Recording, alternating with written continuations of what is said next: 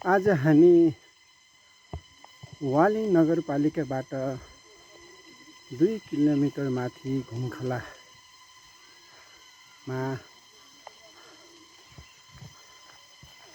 जाँदैछौँ। त्यहाँ एउटा शिवजीको मन्दिर छ, शिवको मन्दिर छ। त्यहाँ हनुमानको ठुलो मूर्ति छ। यो एउटा घुमखला हो। यहाँ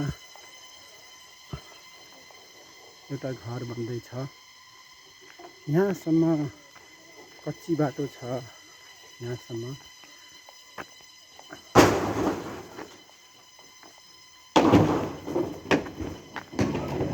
यहाँदेखि कच्ची बाटो सुरु छ।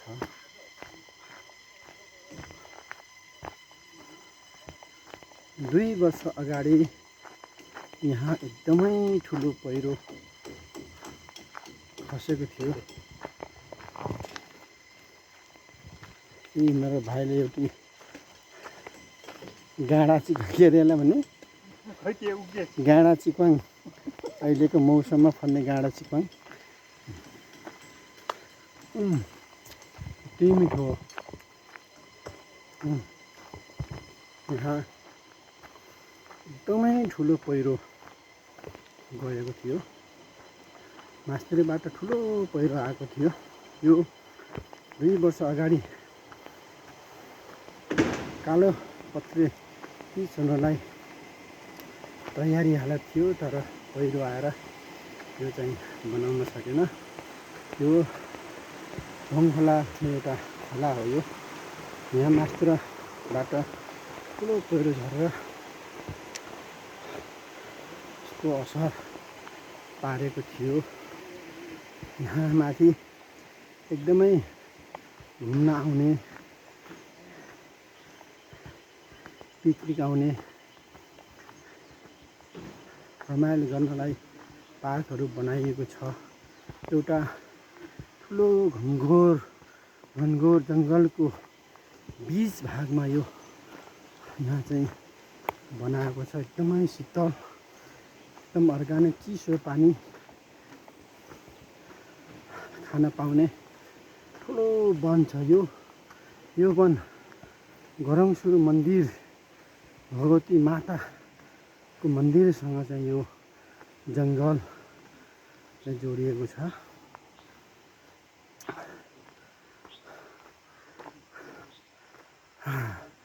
बर्खाको मौसमले होला पानी फेरि पानी परिरहेको छ। यहाँ यो उकालो बाटो बिहान बेलुका घुम्न आउने मान्छेहरूको भिड हामीले देखिरहेका भेटिरहेका हुन्छौँ। यहाँ बिच बाटोमा एकदमै प्रतीक्षालयहरू, बस्ने ठाउँहरू चाहिँ बाटोमा बनाइएको छ। माथि वालिङ बिबी चोकबाट, घुम्टीबाट चापाकोट जाने बाटो चाहिँ मासी डाँडा भन्ने गाउँसम्म कालोपत्र लगाइएको छ। एकदमै राम्रो ठाउँ बाटो छ, बनाइएको छ। यो पुरानो चौपारी हो। यो पहिला बाटो, मटर बाटो नखन्दाखेरि हाम्रो बहिनीहरू आउँदै हुनुहुन्छ। यो चौपारी, यहाँ स्वामी र पिपलको रुख छ। यहाँ चाहिँ पहिला भारी बोकेर आउने मान्छेहरू यहाँ बिसाउने गर्थे।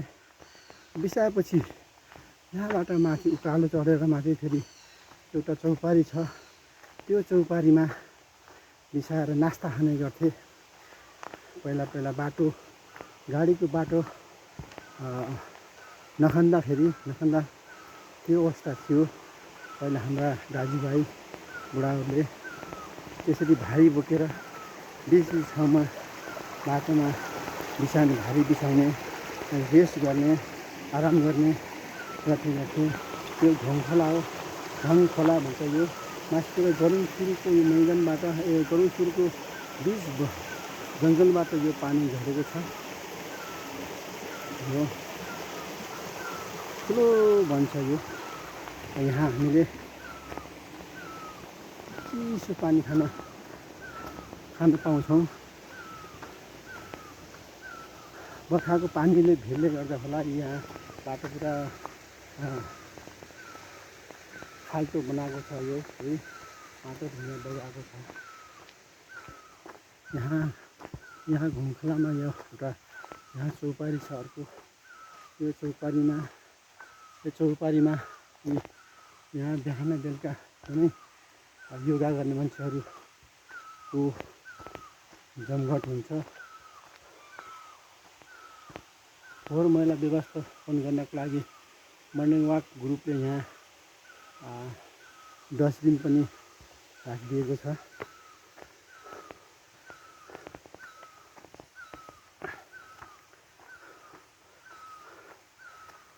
हरियो वन नेपालको धन भने जस्तै आफ्नो देश अति नै सुन्दर छ। वन जङ्गलले ढाकिएको यो सुन्दर भूमि नेपाल प्राकृतिक सुन्दरताले भरिपूर्ण देश नेपाल।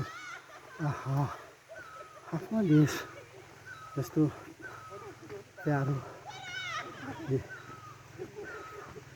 हामी सबैलाई लाग्नुपर्छ।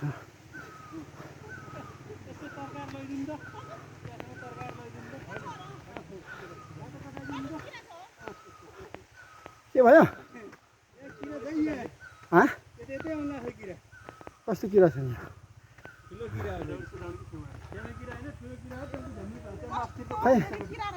खै भान्जी कहाँ? कस्तो किरा छ र? खै त कहाँ छ त किरा?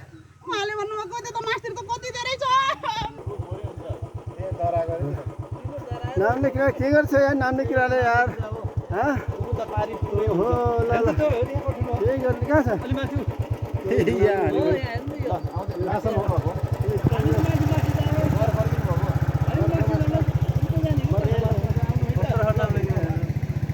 यो बर्खावासमा निस्किने किरा यो नाम्ने किरा है। यस्तो पनि एउटा यो जीवन सर्कुलर हो। यसबाट यो भोलि पर्सि यो फेरि यो पुतली भन्छ। यो हामी अब यहाँ भङखोलाको यो पार्कमा आयो। यहाँ चाहिँ शिवजीको मन्दिर छ। यहाँ चाहिँ हनुमानको मूर्ति छ ठुलो। शिव पार्वतीको मन्दिर छ। यहाँ गणेशजीको मन्दिर छ। शिला छ यहाँ अनि शिवलिङ्ग छ। सबै थोक छ यहाँ। यसरी भङखोला सामुदायिक वन उपभोक्ता समूहले चाहिँ यहाँ व्यवस्थापन गरेको छ। उहाँहरूको लागि धेरै धेरै धन्यवाद दिनुपर्छ हामीले। एकदमै राम्रो ठाउँ, राम्रो यो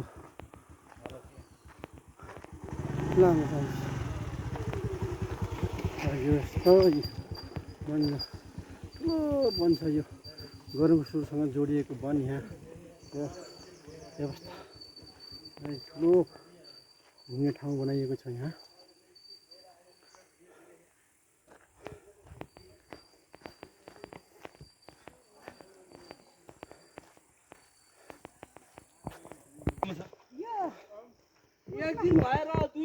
यो तलतिर यहाँ चाहिँ तलतिर वालिङबाट बिबिचोक हुँदै आउने बाटो एकदम पिच भएको छ। एकदम सफा छ बाटो। यो राम्रो छ। यो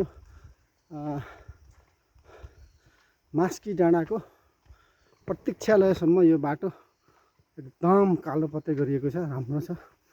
वालिङबाट घुम्न आउने मान्छेहरूको एकदम भिडभाड छ।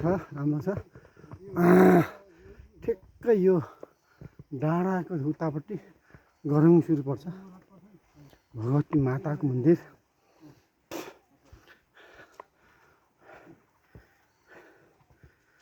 यहाँ पूजा गर्ने भक्तजनहरू घुम्न आउने मान्छेहरूको सबैको भिड छ। त्यहाँ टाढा टाढाबाट गरुङसुर घुम्न आउँछन्, बस्न आउँछन्। रमाइलो ठाउँ छ गरुङसुर। यो मासी डाँडा हो। यो ठुलो चौपारी छ यहाँ। यहाँ वालिङबाट भारी बोकेर चामलको भारी बोकेर आउँदाखेरि यहाँ भिसाएर चिउरा र चिनी खाने गर्थे। यहाँबाट फेरि बोकेर गएर ठाउँ ठाउँमा चौपटीमा बिसाउँदै घर पुग्ने गर्थ्यो। अचार त एकदम घर घरै गाडी पुगेको छ, मोटरको बाटो सुख सुविधा अति छ। देश विकास हुने क्रम जारी छ। ठुलो जङ्गल छ होला हामी, यो ठुलो जङ्गल छ, यो ठुलो जङ्गल छ, यो एकदमै ठुलो विशाल जङ्गल छ यो।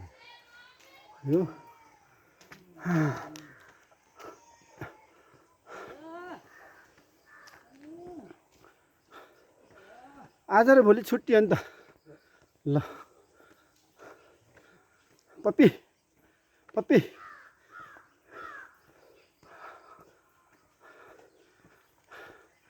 काम अझै पुरा भएको छैन। बिच बाटोमा चाहिँ गाडीहरू छ, पिच गर्ने ट्र्याक्टरहरू खडा गरेर राखिएको छ।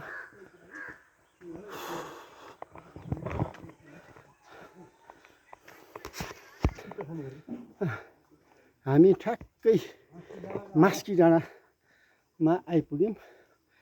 मास्की डाँडा यो पुरानो गाउँ।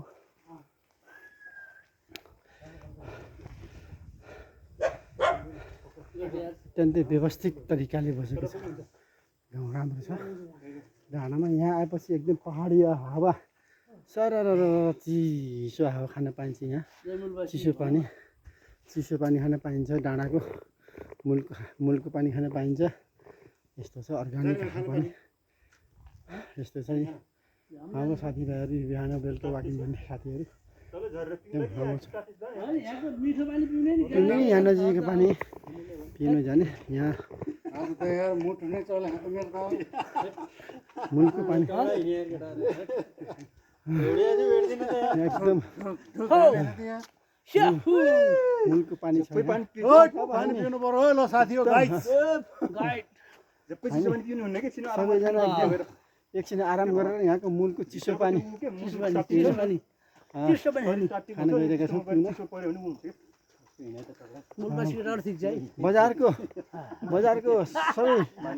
बजारको मान्छेहरू सबै यो मूलको पानी लिन बिहान झोला बोक्दै आउने गर्छ, बिहान बेलुका। अनि पनि हामी इभिनिङमा आएको भगुन्डेबाट यहाँ पानी पिएर फेरि वापस भन्छ है। ल झर्दै सम्पूर्णमा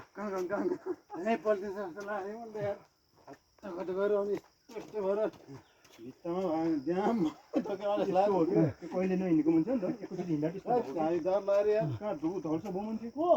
एक दिन पिरियल जान्छु भनेर हिँडिहाल्यो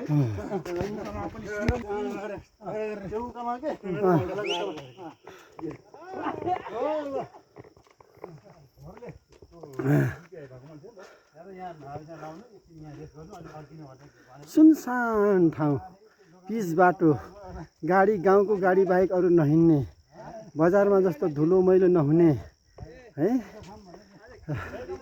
सफा हावा अक्सिजन लिन पाउने है। यस्तो छ। यी सबैजना वालिङबाट पानी लिन ल ल ल ल ल ल ल खै भनेको हो। ठिक यहाँबाट एकदम चारैतिर डाँडा काँडाहरू देखिन्छ। यो पहाडहरू देखिन्छ। रमाइलो ठाउँ एकदम। यो यहाँबाट 3 किलोमिटर तल वालिङ नगरपालिका बजार, यहाँबाट सिधै माथि यो एउटा देश हो यसको गरुङसुरको। यो बाटो सिधै चापाकट नगरपालिकासम्म जोडिएको छ। र त्यो काली गण्डकीको पुल तरिसकेपछि फेरि हामी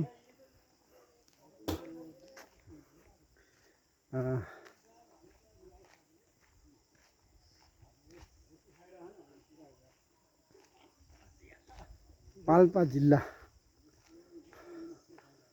यो बाटो जोडिएको छ।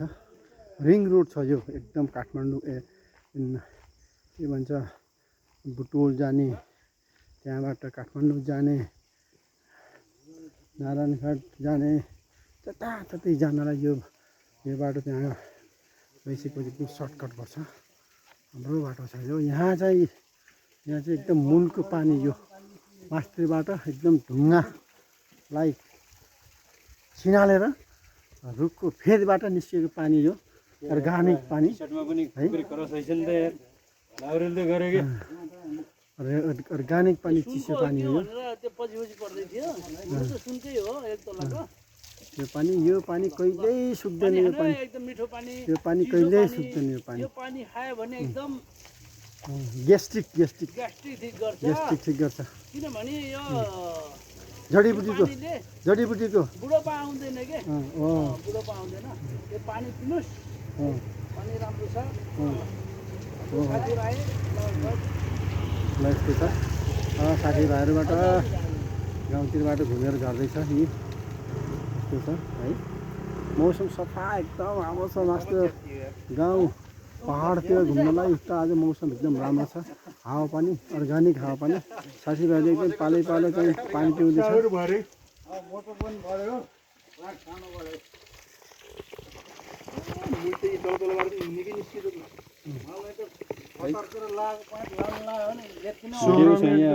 कट हान्नुपर्छ क्या। 16 मिनटको भइसक्यो यार। हो त्यहाँ कट हान्दै स्टार्ट गर्नु।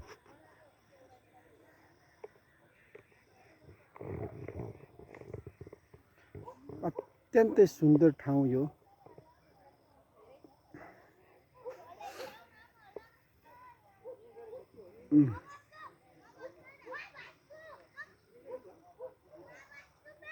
भौगोलिक स्थिति, भौगोलिक अवस्था, डाँडाकाँडा प्रकृतिले पनि कस्तो ठाउँ बनाइदिएको होला। कतै सम्म ठाउँ, कतै हिमाली पहाडी, कतै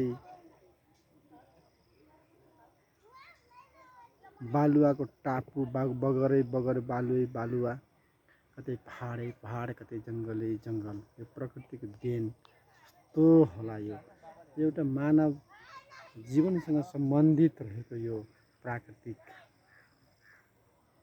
यो भूमि। नेपाल त झन् अत्यन्तै सुन्दर ठाउँ यो। विभिन्न ठाउँबाट, विभिन्न देशबाट घुम्न आउने यो हाम्रो सुन्दर देश। यहाँ चाहिँ एकदमै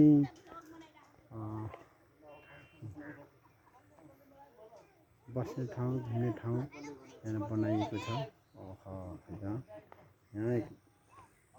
यहाँदेखि तलतिर एकदम पुरै वन फाडेर सुन्तलाको खेती गरेको छ। सुन्तला रोपेको छ। यहाँ मैले देखाउन गइरहेको छु। यहाँ सुन्तला खेती गरेको छ। यहाँ सुन्तलाको बिरुवा यो सालमा लगाएको यो सुन्तलाको बिरुवा यो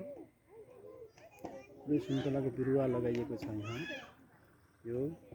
यो 3 वर्षपछि यहाँ सुन्तलाले अत्यधिक मात्रामा चाहिँ फाइदा दिनेछ। यो मैले देखाइरहेको छु। यो आधी खोला माथिबाट स्याङ्जाबाट बग्दै आएको आधी खोला यो। यहाँ चिल्ड्रेन पार्क छ। यहाँ सबैजना घुम्न आउने गर्दछन्। यहाँ ब्याडमिन्टन ग्राउन्ड छ। यहाँ बिहान बेलुका खेल्न आउने गर्दछन्। अलिया राणा घुम्न आएको हो? ल हाई भन। हाई ल। High thank you. खै तिम्रो नाम के हो? यता हेर। हाई थ्याङ्क यू घुम्न आएको? ल फेरि पनि आऊ है भोलि है। ल जाऊ ल है म देखाउँछु है। यता त्यसरी आलिया राणा हेलो हाई घुम्न आएको? ल अब फेरि भोलि आउने है। ओके ल हाम्रो नानी बाबुहरू यहाँ घुम्न आएर चिल्ड्रेन पार्कमा झुला खेल्दैछ। झुलामा रमाउँदैछ हाम्रो नानी बाबुहरू।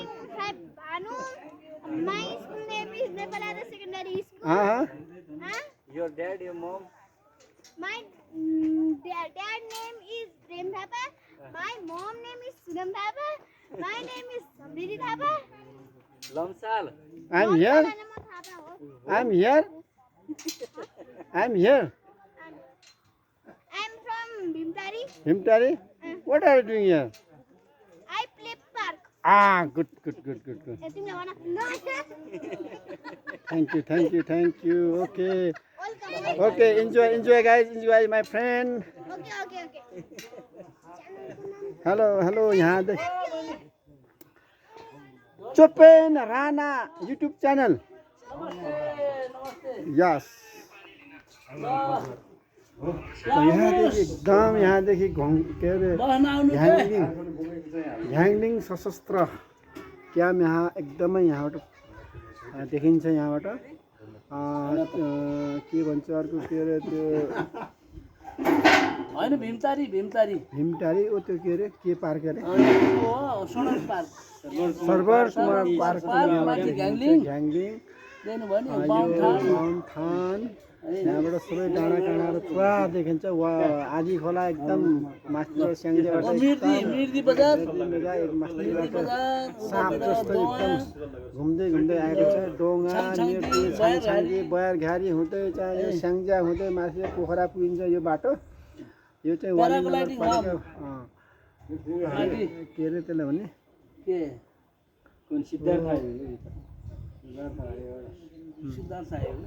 यो वालिङ बजार पोखराबाट सुरु हुने सिद्धार्थ हाइवे पोखरा हुँदै के अरे वालिङ हुँदै बुटोलसम्म चाहिँ सिद्धार्थ हाइवे बाटो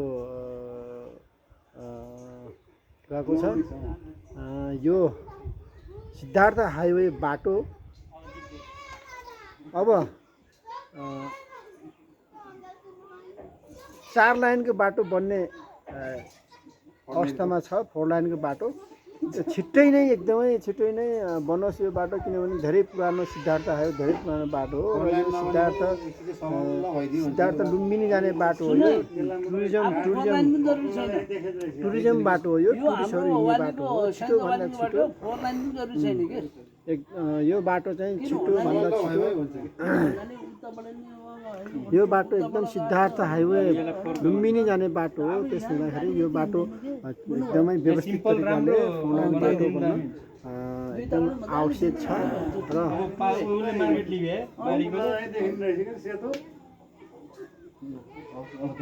र यो सिद्धार्थ हाइवे बाटोमा हरेक 20 किलोमिटरको बिचमा चाहिँ धेरै कम भयो के भन्छ बुद्धको मूर्ति राख्न अत्यन्त आवश्यक छ 20 किलोमिटरको बिचमा चाहिँ बुद्धको मूर्ति राख्ने ताकि यात्रा गर्ने यात्रुहरूले एकदम शान्तिपूर्वक यात्रा गर्न सकोस् पाओस् सुरक्षित यात्रा गर्न पाओस् शान्तिको प्रतीक बुद्धको जो दर्शन छ कसलाई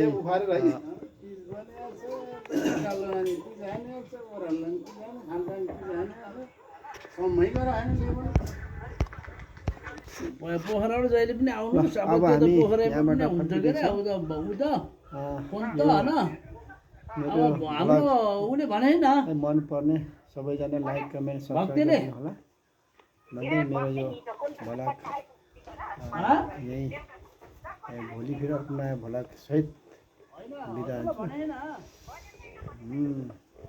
नमस्ते।